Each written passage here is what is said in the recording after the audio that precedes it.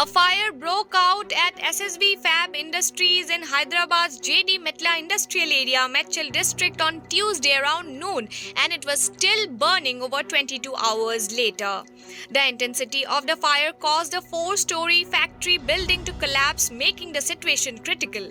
The blaze started on the fourth floor of the plastic bag manufacturing unit and quickly spread throughout the building.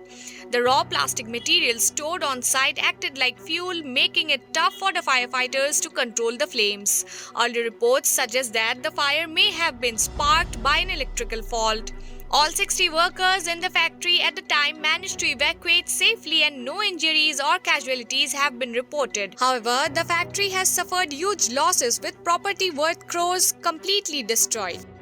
SSV Fab Industries is a major player in plastic bag manufacturing, producing up to 4 lakh bags daily for both domestic and international clients in industries like sugar, rice, food grains, cement and fertilizers. To tackle the fire department has deployed 10 fire engines from the stations across the city including Jeedimetla, Kukatpalli, Secunderabad, Challapalli, Madhavpur and LB Nagar.